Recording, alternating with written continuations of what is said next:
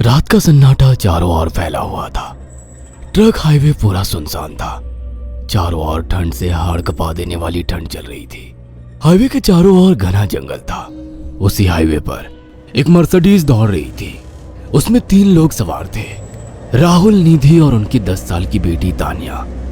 राहुल अपने दोस्त सैफ के घर ईद की पार्टी में शामिल होने के लिए गया था और पार्टी करके घर लौट रहा था। निधि ने मुस्कुराकर ड्राइव करते हुए राहुल से कहा, कुछ भी कहो राहुल, आज तो ईद की पार्टी में मजा आ गया। हाँ, मेरा दोस्त बहुत ही बिंदास और हंसी मजाक करने वाला व्यक्ति है। मैंने देखा उसके घर पर शहर की एक से एक बड़ी हस्ती थी, मगर फिर भी वो उन सबको इग्नोर करके हमें इम्पोर्टेंस दे रहा था। हाँ, देगा क्यों नहीं, आखिर मेरा दोस्त जो है। सच में राहुल, अमेरिका से इंडिया लौटकर बहुत अच्छा फील हो रहा है। वैसे तुम्हारा दोस्त सचिन अभी तक नहीं आया अमेरिका से? निधि की बात सुनकर राहुल चौंक कर बोला, ओह शिट यार, उसका फोन आया था कि वो इंडिया आ रहा है। उसने बोला था कि मुझे एयरपोर्ट पर पिक कर ले। निधि बहुत नाराज होगा वो। कोई बात नहीं, उससे बोल देना कि तुम्हें बिल्कुल याद नहीं रहा, और फिर तुम्हें सैफ की इनवाइट की हुई ईद पार्टी में भी तो शामिल होना था। निधि ने इतना बोला ही था कि उसकी बेटी तानिया ने अपनी माँ की ओर देखकर कहा, मुझे भूख लगी है माँ, और प्यास भी।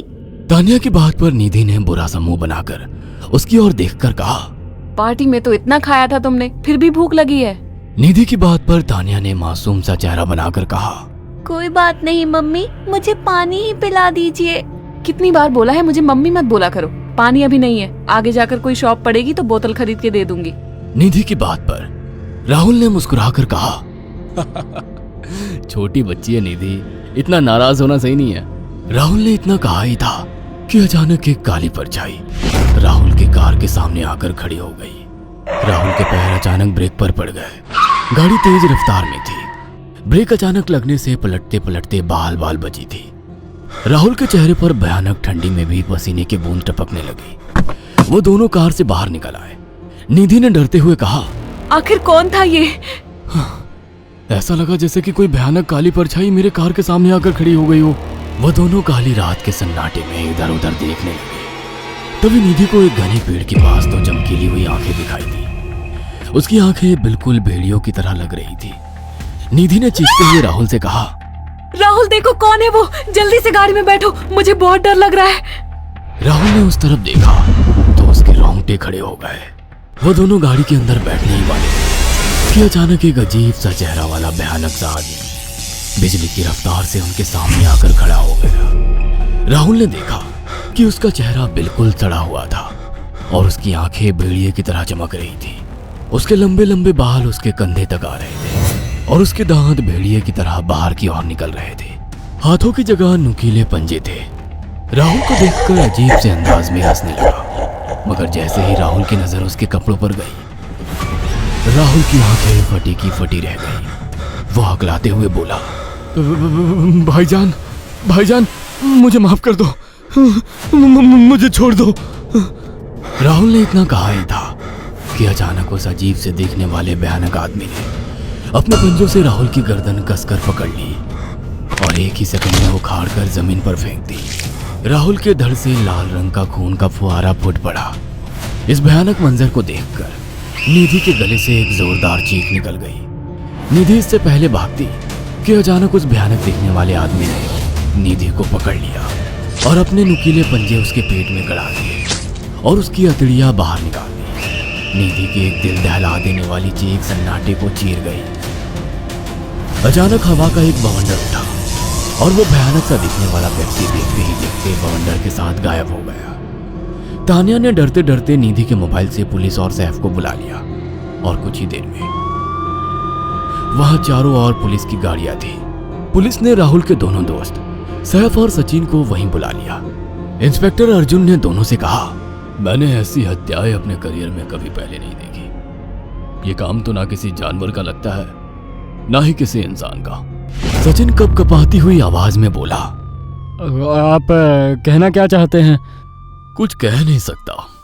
जिस किसी ने भी इन दोनों को मारा है, उससे एक बात तो साबित होती है कि वो इन दोनों से हद से ज्यादा नफरत करता था। अब सारी सच्चाई तो ये बच्ची ही बता सकती है। इतना बोलकर इंस्पेक्टर अर्जुन तानिया के पास चला गया, जो बेहद डरी हुई थी। तानिया ने आंखों देखी सारी घटना इंस्पेक्टर अर्जुन को बता दी। तानिया की बात सुनकर इंस्पेक्टर अर्जुन कंफ्यूज चेहरा लेकर मोबाइल पर किसी से बात करने लगे। सचिन इंस्पेक्टर के पास आ गया और सैफ भी डरता हुआ इंस्पेक्टर अर्जुन के पास आकर बोला, क्या हुआ इंस्पेक्टर? तानिया ने क्या बताया?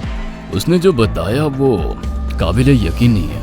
उसकी बात पर किसी भी तरह से यकीन नहीं किया जा सकता। फिर भी कुछ तो बताया इंस्पेक्टर।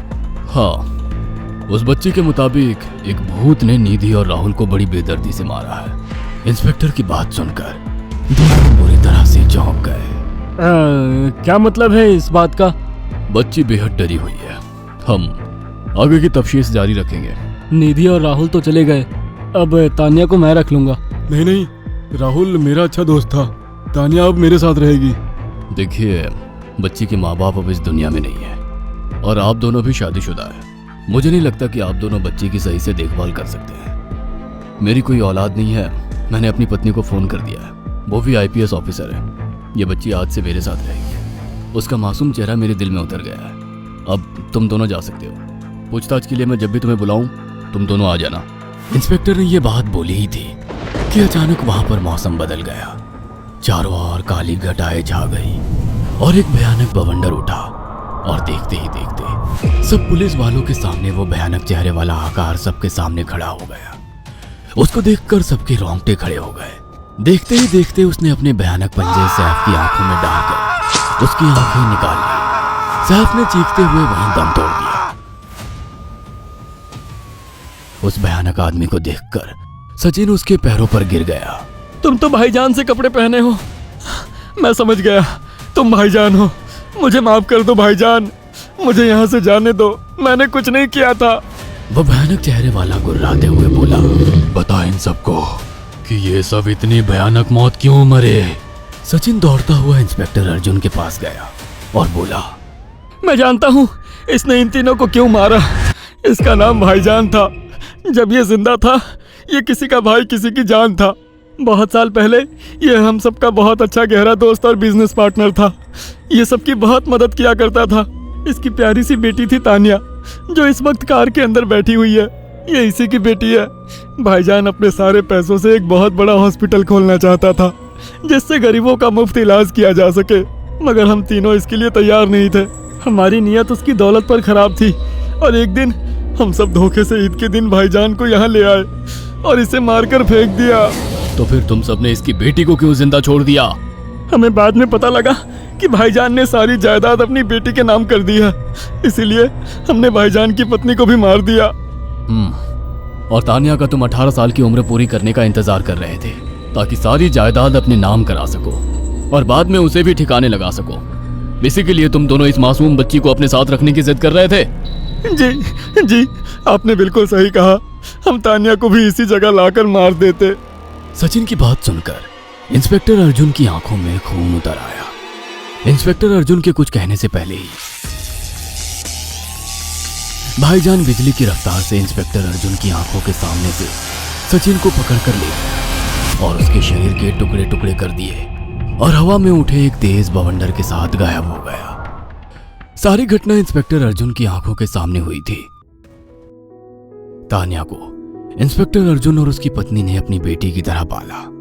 अगर आपको हमारी ये कहानी पसंद आई हो तो इसे लाइक और शेयर करना ना भूलें। साथ ही ऐसी और नई कहानियों के अपडेट्स पाने के लिए हमारे चैनल अक्षु टीवी को जरूर सब्सक्राइब करें।